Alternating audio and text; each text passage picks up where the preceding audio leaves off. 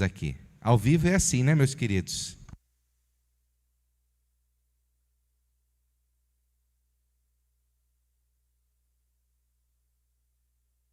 Ótimo, ótimo. Queridos, hoje nós vamos então encerrar a nossa série de mensagens, onde nós estamos falando sobre a renovação. Não sei se você sabe, mas esse inverno, de fato, foi um inverno desafiador. Aqui na nossa região nós tivemos aí geadas fortíssimas, e para o produtor rural, essas geadas trouxeram grande prejuízo. Esse final de semana eu estive com um produtor rural, que ele falou que 70% de toda a sua plantação foi perdida nessa geada. Algumas frutas, ele perdeu 100% da sua plantação. Misturando então esse inverno, podemos também falar sobre o inverno da pandemia, que tem causado perdas, luto, enfermidade, sequelas pós-Covid, crise econômica, crise política. Sim, meus queridos, esse inverno que nós estamos passando foi um inverno longo e difícil. Mas aqui já está a primeira lição. Todo inverno tem o seu final, meus queridos. Não importa qual seja o inverno que você está enfrentando na sua vida, de luta, dificuldade, tribulações, crise, saiba que todo inverno tem o seu final, e toda primavera tem o seu início. O inverno acabou, e nós estamos então celebrando nesse final de setembro a chegada da primavera. Sim, meus queridos, as lutas, os tempos de dificuldade têm o seu final, e o tempo de restauração, de renovo, sempre tem o seu início. Porque o nosso Deus é esse Deus, meus queridos, que tem o poder de tornar nova todas as coisas. O nosso Deus é um Deus que realiza o impossível. O nosso Deus é um Deus que restaura famílias. O nosso Deus é um Deus que renova a nossa força. O nosso Deus é um Deus que realiza milagres. O nosso Deus é um Deus que dá força a quem está cansado. O nosso Deus é um Deus renovador. Você consegue dizer amém? Talvez a pergunta que eu queria fazer para você nessa noite é: como nós vamos responder a esse Deus que renova todas as coisas? Como nós devemos responder a esse Deus que pode e tem de fato renovado, restaurado, curado, libertado as nossas vidas? Como responder a esse Deus tão maravilhoso? Como responder a esse Deus tão grandioso? Então eu queria falar com você nessa noite sobre renovar o seu compromisso. Renovar o seu compromisso diante de Deus. E quando nós falamos sobre renovar o compromisso diante de Deus, não tem como nós deixarmos de falar sobre o nosso compromisso com a igreja, o nosso compromisso com o reino de Deus, o nosso compromisso com o desejo de ver o reino de Deus crescer, avançar, e ver o maior número de pessoas se rendendo a Cristo Jesus e dando glória ao Senhor. Quando nós falamos então da missão da igreja, a gente fala um pouquinho da nossa igreja, da 8ª igreja. Eu sei que muitos que estão aqui conhecem a história da nossa igreja, mas eu vou resumi-la aqui, talvez olhando para o passado, a nossa igreja, lá no início da década de 80, quando um trabalho começou lá na casa do seu Moisés, no Central Park. Algumas poucas famílias se reuniram lá no Central Park, no início da década de 80, na casa do seu Moisés, para começar um trabalho de evangelização aqui nessa região da Zona Oeste. Passados 5 anos, em 1985, essas poucas famílias conseguiram organizar então a 8ª IPI de Sorocaba. E essas famílias, poucas famílias, algumas vindas da 6ª igreja, famílias vindas da 1ª igreja, começaram então a construção ali do fundo. Inicialmente o 1º andar, famílias simples, com poucos recursos, mas com muito trabalho, né, Maurício? Com muita dedicação, começaram a primeira parte do templo. Antes, a igreja era só essa parte de trás aqui, onde é a sala do conselho e o ministério, e uma das salas do ministério infantil. Depois fizeram a parte de baixo, depois construíram a parte de cima, e por muitos anos ficou lá em cima. Então, aproximadamente há quase 2 anos atrás, foi realizada então a reforma e a construção desse espaço aqui da frente. Tudo isso realizado por poucas famílias, simples, porém trabalhadoras, dedicadas, querendo ver a obra de Deus acontecer nesse bairro e nessa região. E esse trabalho tanto frutificou, como depois de mais de 37 anos aqui estamos, e temos uma filha, lá no Jardim Santa Bárbara, a 11ª IPI, realizando também um trabalho missionário naquela região. Bem, esse é o nosso passado, mas e o nosso presente? O nosso presente hoje, como igreja, como 8ª igreja de Sorocaba, é a necessidade de restaurar a nossa igreja. Viemos de um período de pandemia, enfrentamos dificuldades, algumas pessoas se ausentaram nesse período, algumas podem ter até se esfriado nesse período da pandemia, e aqui estamos nós, recomeçando, aqui estamos nós com o desejo de ver essa igreja revitalizada, restaurada, animada. E qual é o nosso futuro? O nosso futuro como igreja é uma missão, é uma visão que Deus deu à liderança da nossa igreja, que diz assim: crescer em maturidade, servir em mutualidade e multiplicar discípulos de Jesus. É essa igreja que nós queremos ser. Uma igreja onde cada pessoa que aqui está possa crescer no seu relacionamento com Jesus em maturidade, possa aprender a servir em amor umas às outras, e possa também multiplicar novos discípulos. Cada um de nós deve crescer em maturidade, um relacionamento vertical, deve crescer em servir uns aos outros, é um relacionamento horizontal, e deve compartilhar o evangelho para as pessoas que ainda não conhecem, é um movimento para fora. É esse o futuro, é essa a visão, é isso que nós queremos da 8ª igreja, onde cada um de nós possa viver isso. Talvez a pergunta é: como? Como nós vamos fazer isso? Como nós vamos ser essa igreja? E eu queria então convidar você a abrir sua Bíblia comigo no livro do profeta Ageu. Livro do profeta Ageu. Nós vamos ler, meus queridos, o capítulo de número 2 do profeta Ageu. Livro do profeta Ageu, abra sua Bíblia comigo. Nós vamos ler a partir do verso de número 4.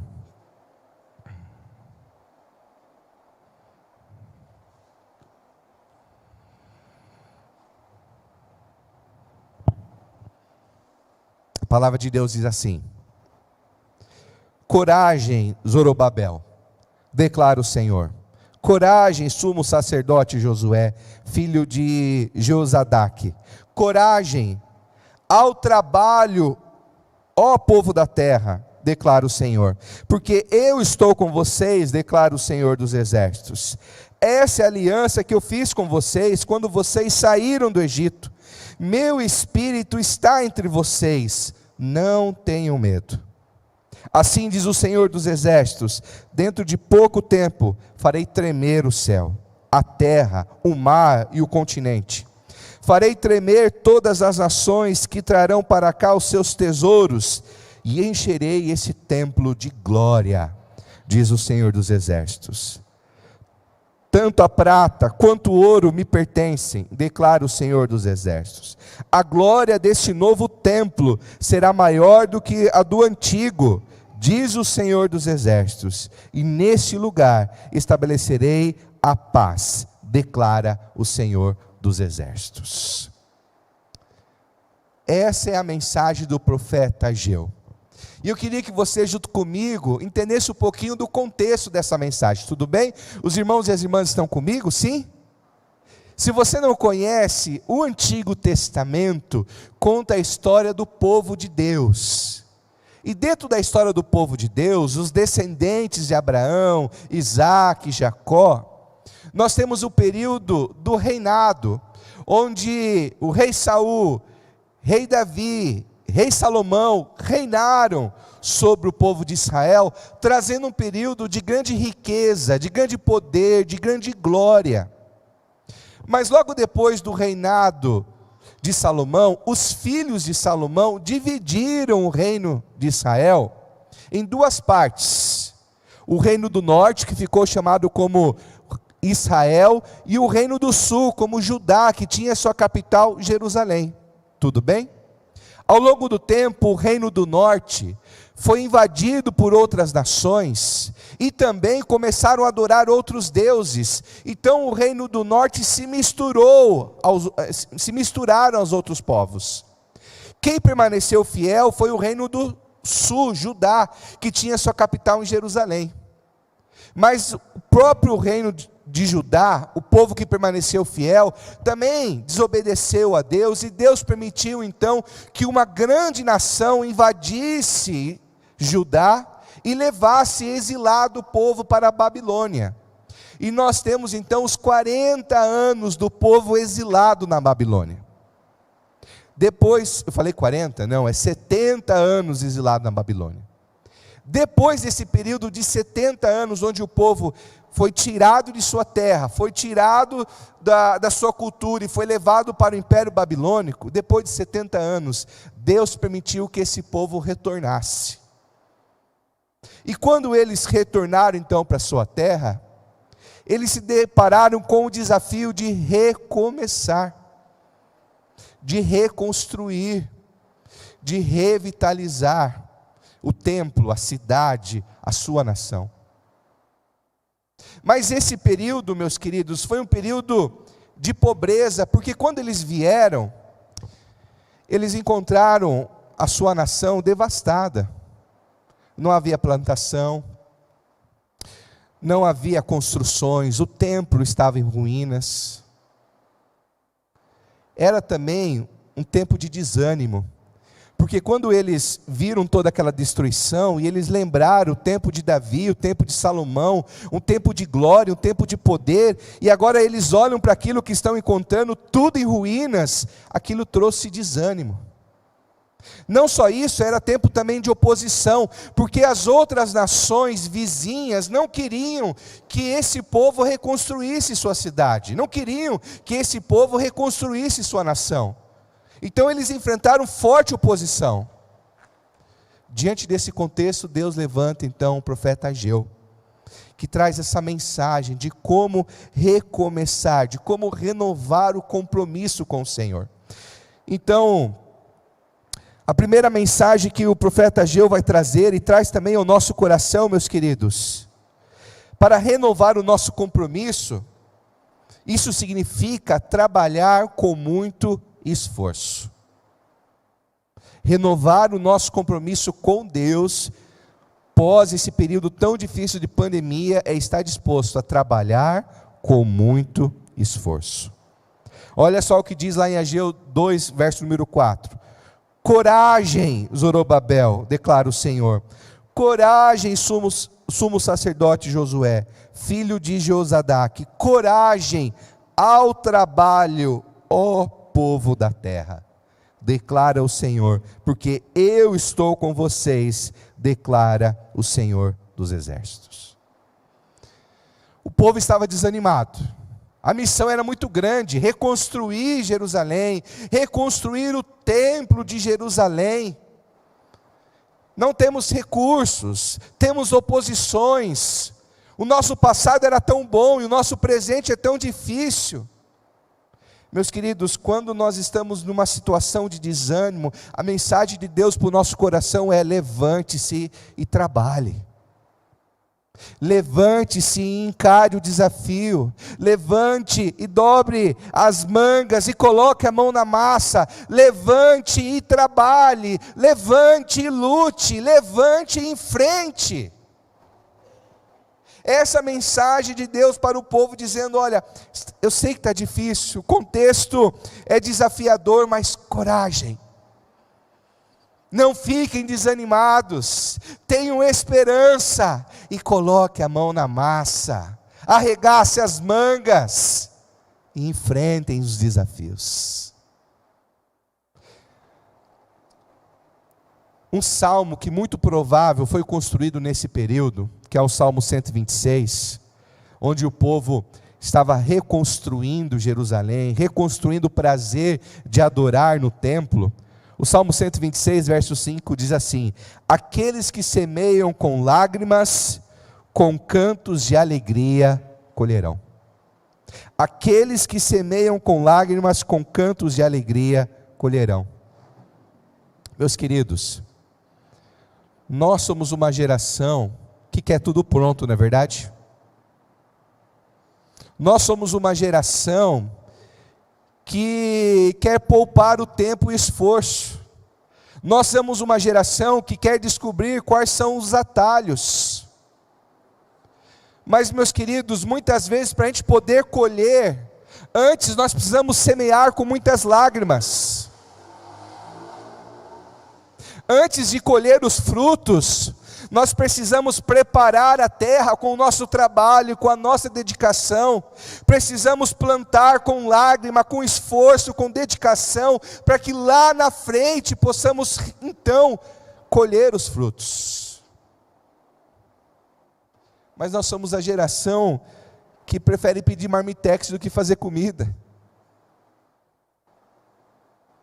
Nós somos a geração do marido de aluguel, que o marido contrata alguém para instalar o chuveiro, alguém para consertar uma porta. Ainda bem que a gente tem pedreiro aqui, né? Que faz essas coisas também, graças a Deus. Mas nessa hora eu vi muita esposa cutucar o marido aqui. Eu acho que a minha olhou assim com um olhar assim também: eu te espero depois do culto. Mas a gente é essa geração que a gente paga para não ter esforço, a gente paga para não ter trabalho. Mas, meus queridos, Deus nos convida a não experimentarmos as coisas prontas, mas permitirmos a fazermos parte daquilo que Ele quer construir em nós e através de nós. Eu vou dizer para você, a 8ª igreja não está pronta. Você viu, nós estamos aqui em reforma, a reforma do lado de fora. A 8ª igreja não está pronta. Nós, pós-pandemia, nós vamos ter que reconstruir alguns ministérios também. Alguns ministérios não estão prontos pós-pandemia. A 8ª igreja não está pronta. Mas Deus está convidando eu e você para sermos aqueles que vão construir essa igreja, que vão construir essa igreja conforme a vontade de Deus, e permitir que aqui nessa igreja seja construída uma família espiritual, onde pessoas possam receber o Evangelho, onde pessoas possam ser discipuladas, onde pessoas possam ser transformadas pela ação do Espírito Santo. E Ele convida eu e você a fazermos parte dessa obra. Às vezes é mais fácil ir para uma igreja já pronta. O espaço deles já está tudo pronto, tudo bonitinho, tem ar-condicionado e tudo. Os ministérios, tudo pronto. Às vezes é mais fácil você ir para um lugar pronto. Mas a grande questão é o que Deus quer para você. Qual é a vontade de Deus para você? Como Deus quer te usar? E eu queria então renovar esse compromisso, para que juntos possamos pôr a mão na obra. Juntos possamos construir essa igreja, e juntos possamos ver o reino de Deus crescendo em nós e através de nós. Você pode dizer amém? Alguns exemplos de pessoas que nessa pandemia colocaram tanta mão na obra, meus queridos, que motiva muito o meu coração, e é bom a gente lembrar. Eu poderia dizer vários nomes, mas hoje eu queria falar de 2 nomes especiais. Um é o nosso irmão diácono Euclides, meus queridos. O nosso irmão diácono Euclides, nesse período de pandemia, ele abraçou uma campanha nossa de doação de mantimentos para as famílias haitianas. Praticamente nesse período da pandemia, quase todas as vezes, algumas vezes ele não pôde, mas a maioria das vezes, ele pessoalmente enchia o carro dele com os mantimentos aqui doados, e ia sempre lá em direção às famílias haitianas entregar os mantimentos. Não só isso, todo mês, não sei se você sabe, mas a diaconia da nossa igreja contribui com mistura. Lá no Betel Casas Lares, compra, se eu não estiver enganado, 18 quilos de carne, e doa para Betel Casas Lares. E esse nosso irmão Euclides é um dos responsáveis que todo mês vai lá e leva a carne para o Betel Casas Lares. O Euclides, nesse período de pandemia, ele pôs muita mão na massa para servir o reino de Deus. O último exemplo, eu poderia citar vários exemplos, mas o nosso irmão Ciro. O Ciro está aqui trabalhando com a sua esposa Natália também, que se machucou e mesmo machucada aí veio servir aqui junto conosco. Quando começou essa questão da transmissão, meus queridos, nós não sabíamos como que ia ser isso. Como fazer? Que equipamento? Não temos noção de nada. E agora? Esse nosso irmão Ciro assumiu essa responsabilidade, pesquisou, estudou, foi atrás de cursos, fez cursos, para que a transmissão da nossa igreja fosse hoje uma realidade, e muitas pessoas hoje estão nos acompanhando em casa com qualidade, porque esse nosso irmão investiu tempo, organizou o seu horário de trabalho, para que na maioria das vezes ele pudesse estar aqui de domingo, ajudando a gente nessa transmissão. A igreja é feita de pessoas assim, prontas a trabalhar para o reino de Deus. Bem, a segunda mensagem que o profeta Ageu vai deixar também ao povo e ao nosso coração, meus queridos, é que nós precisamos depender da presença de Deus. Em Ageu capítulo 2, verso número 5, diz o seguinte: esta é a aliança que fiz com vocês, quando vocês saíram do Egito. Meu espírito está entre vocês, não tenham medo. O meu espírito está entre vocês, não tenham medo. O povo voltou, tinha oposição, pobreza, falta de recursos. E agora? Como reconstruir o templo? Como reconstruir Jerusalém? Então, a mensagem de Deus através do profeta é: olha, confiem na presença do meu Espírito, confiem na minha presença, confiem em mim. O profeta Zacarias, que viveu nesse mesmo período, lá em Zacarias capítulo 4, verso 6, ele diz o seguinte: essa é a palavra do Senhor para Zorobabel, não por força, nem por violência, mas pelo meu Espírito, diz o Senhor dos Exércitos. Preste bem atenção.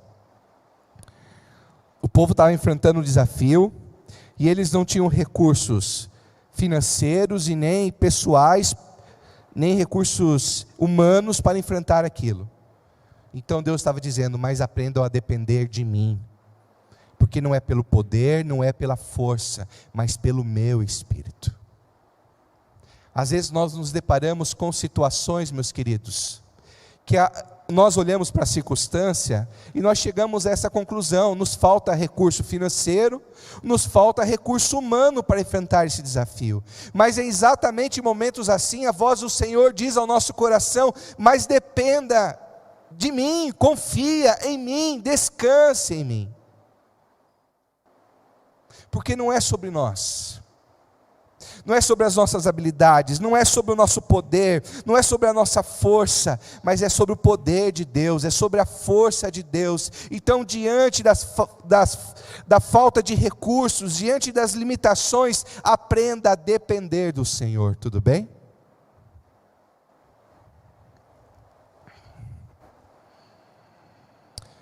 Hebreus capítulo 11 vai dizer que a fé não é a convicção daquilo que se vê, mas é a viva esperança daquilo que se espera.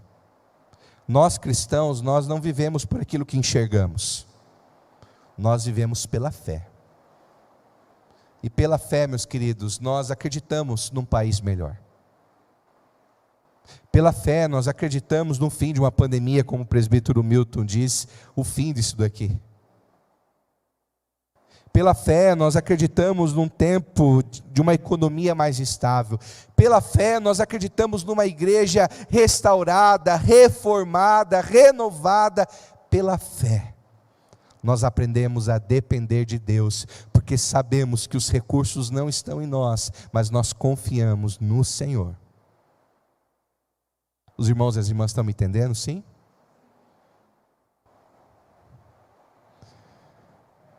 Efésios capítulo 3, verso 20, o apóstolo Paulo vai dizer que aquele que é capaz de fazer infinitamente mais, de tudo aquilo que pedimos ou pensamos, de acordo com o seu poder que atua em nós. Você que é membro aqui da nossa igreja, você que faz parte da nossa igreja, você tem sonhos com a oitava igreja? Sim? Os presbíteros aqui, Milton, Débora, vocês têm sonhos com a nossa igreja? Sim? Eu vou dizer, meus queridos, que Deus, Ele é poderoso para fazer infinitamente mais de tudo aquilo que pedimos e pensamos. Deus é o Deus poderoso que pode fazer muito mais do que um dia nós já sonhamos por essa igreja. Aconteceu uma coisa essa semana que me deixou sonhando com a nossa igreja, entendendo que a nossa igreja deve alcançar as novas gerações, alcançar as crianças. Essa semana eu estava preparando o meu sermão, e aquele menino que estava aqui, bem agitado, o Guilherme, ele de repente sentou comigo e começou a me acompanhar, eu preparando o sermão. E começou fazendo aquelas perguntas, né, que eu já estava dizendo: filho, sai daqui que você está atrapalhando o pai está trabalhando. E aí ele começou a fazer aquelas perguntas, falando: pai, todas as pessoas, Jesus salvou todas as pessoas? Falei: epa, o nível aqui das perguntas está ficando interessante. Que, filho? Jesus salvou todas as pessoas? Eu falei: olha, filho, não. Todas as pessoas que confiam em Jesus, que entregam a sua vida a Jesus, essas pessoas recebem a salvação de Cristo. E aí ele perguntou: e eu sou salvo? Olha só, 6 anos. Eu falei: filho, você quer ser salvo? Ele falou: sim, aquele jeitinho assim. Então você quer confiar a sua vida a Jesus? Você quer entregar nesse momento o seu coração a Jesus? E ele, com mais vergonha, olhou para mim e disse: sim. E eu, no meio do sermão, pude fazer a oração mais importante da minha vida, que é entregar o coração do meu filho nas mãos do Senhor.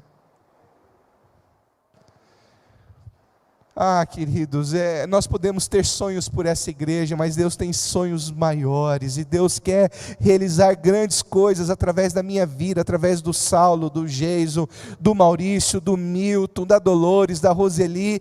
Deus quer usar as nossas vidas para realizar grandes coisas dentro da nossa casa, entre os nossos vizinhos, entre os nossos colegas de trabalho.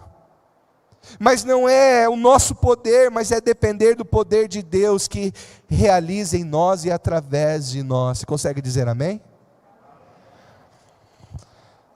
Por último, irmãos, eu queria então deixar até essa frase: não espere pouco de um Deus que pode tudo. Guarde bem isso. Não espere pouco de um Deus que pode tudo. Enquanto a banda já se prepara, eu queria já encerrar então com a terceira mensagem do profeta Ageu, que ele deixa ao coração daquele povo e ao nosso coração, para renovar o nosso compromisso. E a mensagem é dedicar tudo para Deus, dedicar tudo para Deus. Ageu capítulo 2, verso 9 diz assim: a glória deste novo templo será maior do que a do antigo, diz o Senhor dos Exércitos, e neste lugar estabelecerei a paz, declara o Senhor dos Exércitos. Esse é um texto muito mal utilizado por muitos pastores, infelizmente. Principalmente em época de reforma, de construção de templo, eles usam esse texto dizendo que a glória desse novo templo será muito melhor do que do antigo templo. Mas não é isso que o texto está falando. O texto está dizendo que esse templo, que naquele período histórico iria ser construído, seria assim um templo muito mais importante do que o antigo templo. Sabe por quê? Porque esse templo que estava sendo construído pelo povo judeu, e depois seria reformado pelo Império Romano, seria o templo onde um dia Jesus seria apresentado pelos seus pais, Maria e José. Seria o templo onde um dia o Deus encarnado, o Deus presente, o Deus verdadeiro que veio à terra, iria entrar, e ali seria apresentado para todos. Sim, seria nesse templo que um dia o Deus encarnado, ainda menino, iria trazer a mensagem, encantando os estudiosos da Bíblia e das Escrituras. Esse novo templo seria muito mais importante do que o antigo templo, porque o Deus que veio à terra, que se entregou lá na cruz, no exato momento quando ele morreu, diz a Bíblia que o véu que separava o lugar santíssimo com o lugar onde as pessoas frequentavam, o véu que separava a presença de Deus com as outras pessoas, quando Jesus morreu, aquele véu se rasgou de cima a baixo, e a glória de Deus se espalhou por toda a terra. Esse templo seria maior por causa de Jesus. Nós estamos nesse templo, meus queridos, por causa de Jesus, meus queridos. Toda dedicação, todo empenho, todo esforço, todo sacrifício, por causa de Jesus, tudo vale a pena. Tudo vale a pena. Sim, meus queridos, o texto ainda vai dizer sobre paz. E é exatamente isso que Jesus veio trazer sobre as nossas vidas. Romanos capítulo 8, verso 1 diz: porque reconciliados fomos com Cristo, e agora temos paz. Paz. Sim, meus queridos, só Jesus é a paz que o mundo tanto necessita. Só Jesus é a paz que os nossos familiares precisam. Só Jesus é a paz que o Brasil precisa. Só Jesus é a paz que os nossos amigos precisam. Por isso todo o trabalho na obra do Senhor, todo o trabalho na igreja, todo o trabalho servindo o Senhor vale a pena, porque só Jesus é essa verdadeira paz que as pessoas tanto necessitam. E o Senhor nos convida, eu e você, fazemos parte desse povo que anuncia, que espalha essa verdadeira paz, que só há no nome precioso de Jesus.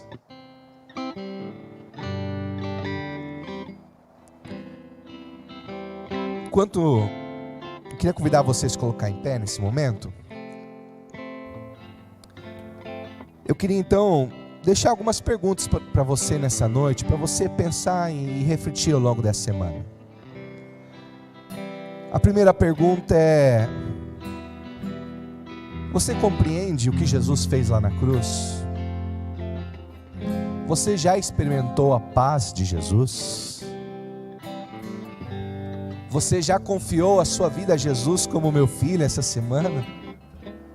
Você já entregou a sua vida a Cristo e experimentou essa paz eterna, abundante, maravilhosa no seu coração? Se você ainda não fez isso, hoje é o dia de fazer isso. Confesse os seus pecados, confesse o seu orgulho, confesse o seu medo e diga: Senhor, eu confio em Ti. Eu entrego a minha vida ao Senhor e eu quero a Tua paz. Essa paz que é capaz de transformar, de renovar, de restaurar, de curar. Se você ainda não fez isso, faça hoje. Uma outra pergunta que eu queria fazer para você: o que as pessoas ao seu redor podem pensar sobre Deus quando elas olham para a sua vida?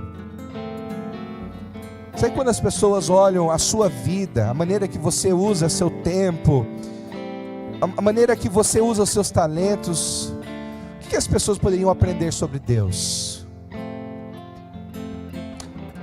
Tem um autor chamado Jonathan Sarks que diz assim, que cada crente deveria ser uma palavra na Bíblia.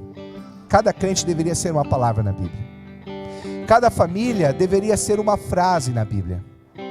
Cada igreja deveria ser um parágrafo da Bíblia. Deus quer escrever a Bíblia para os nossos amigos, familiares e vizinhos, e Ele quer usar a sua vida, Ele quer usar a nossa igreja. O que as pessoas aprendem sobre Deus através da sua vida? E por último, você está comprometido com a sua igreja ou você é apenas um frequentador, um consumidor? Não tem problema você frequentar a igreja, não tem problema você frequentar algumas igrejas, mas está na hora de você dar um segundo passo e deixar de ser um mero frequentador para fazer parte da igreja, para ser um verdadeiro discípulo de Jesus. Feche seus olhos, queria orar pela sua vida.